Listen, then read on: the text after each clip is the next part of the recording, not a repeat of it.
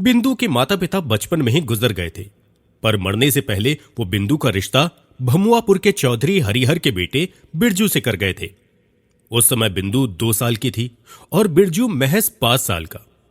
बिंदु के माता पिता के मरने के बाद उसे उसके चाचा ने पाला पोसा था। बिंदु के चाचा बहुत ही नेक दिल इंसान थे। उन्होंने बिंदु को शहर में रखकर पढ़ाया लिखाया था। यही वजह थी कि 17वें साल में कदम रख चुकी बिंदु 12वीं पास कर चुकी थी।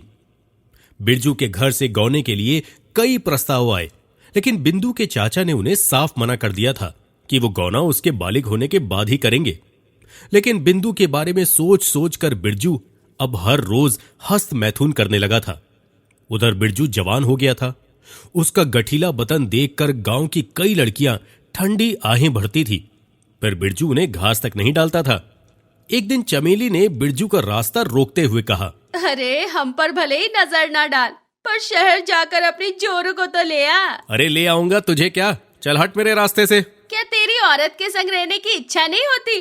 कहीं वो तो नहीं है तू? चमेली ने एक आंख दबाकर कहा तो उसकी हम उम्र सहेलियां खिलखिलाकर हंस पड़ी।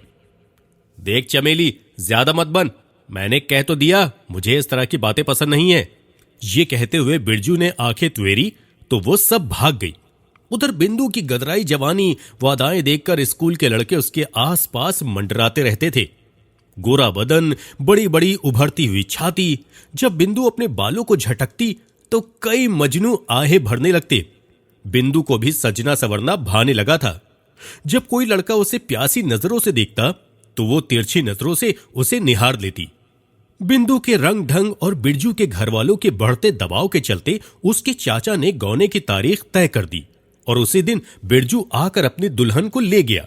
शहर में पली बढ़ी बिंदु को गांव में आकर थोड़ा अजीब तो लगा, पर बिरजू को पाकर वो सब कुछ भूल गई। बिंदु को बहुत चाहने वाला पति मिल गया था। दिन भर खेत में जी तोड़ मेहनत करके जब शाम को बिरजू घर आता तो बिंदु उसका इंतजार करती मिलती।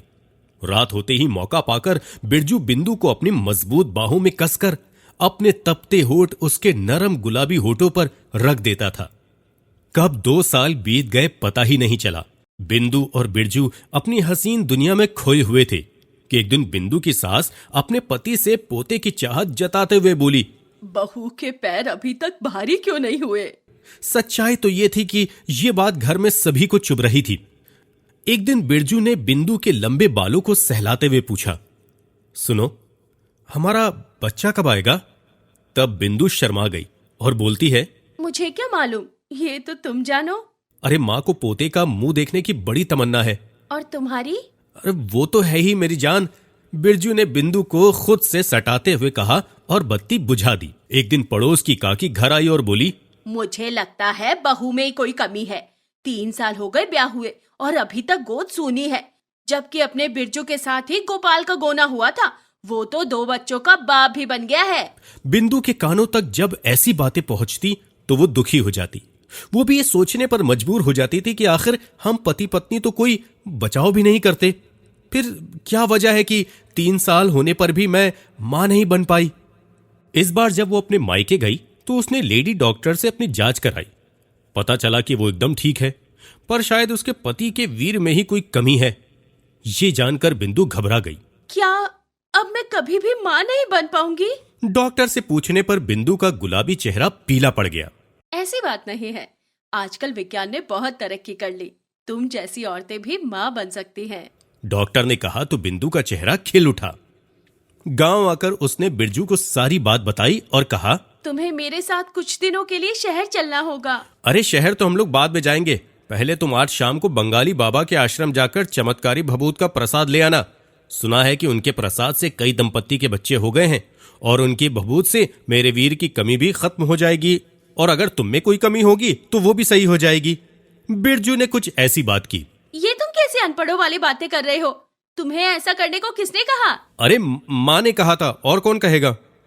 तब बिंदु ने कहा, देखिए माँ जी तो पुराने जमाने की है, इसलिए वे इन बातों पर भरोसा कर सकती हैं। पर हम तो जानते हैं ना कि ये बाबा वगैरह 1 नंबर के बदमाश होते हैं। भोली भाली औरतों को चमत्कार के जाल में फंसाकर, नहीं, मैं तो नहीं जाऊंगी किसी के पास। बिंदु ने बहुत आनाकानी की, पर उसकी एक ना सुनी गई। बिंदु समझ गई कि अगर उसने सूझबूझ से काम नहीं लिया तो उसका घर संसार उजड़ जाएगा। उसने मजबूती से हालात का सामना करने की ठान ली।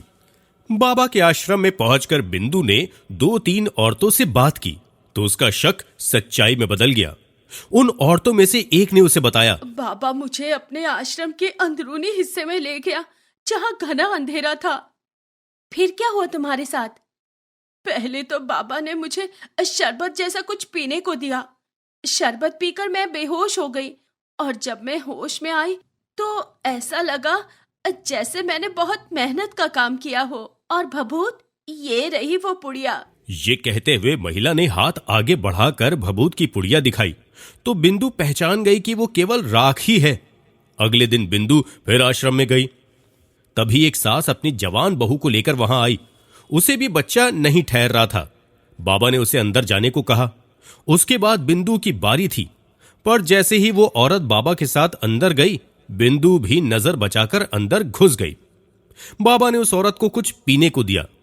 जब वो बेहोश हो गई तो बाबा ने उसके कपड़े हटा दिए। बिंदु ये सब देखकर हैरान रह गई। उसने इरादे के मुताबिक अपने कपड़ों में छिपाया हुआ कैमरा निकाला और कई फोटो खींच लिए। वो औरत तो बेहोश थी और बाबा वासना के खेल में मदहोश था। भला कैमरे के फ्लैश पर किसका ध्यान जाता है। कुछ दिनों के बाद बिंदु ने भरी पंचायत में थानेदार के सामने वो फोटो दिखाए। इससे पंचायत में खलबली मच गई। बाबा को उसके चेलों समेत हवालात में बंद कर दिया गया। पर तब तक अपने झूठे चमत्कार के बहाने वो ना जाने कितनी ही औरतों की इज्जत लूट चुका था। खुद सरपंच की बेटी विमला भी उस पाखंडी के हाथों अपनी इज्जत लुटा चुकी थी। पूरे गांव में बिंदु के हौसले और उसकी सूझबूझ की चर्चा हो रही थी, जिसने न केवल अपनी इज्जत बचा ली थी बल्कि गांव की बाकी मासूम युवतियों की जिंदगी बर्बाद होने से भी बचा ली थी। शहर जाकर बिंदु ने बिरजू को डॉक्टर को दिखाया। डॉक्टर ने बताया कि कम उम्र में ज्यादा वीर्य का पतन करने से उसके वीर्य की गुणवत्ता खराब हो गई है।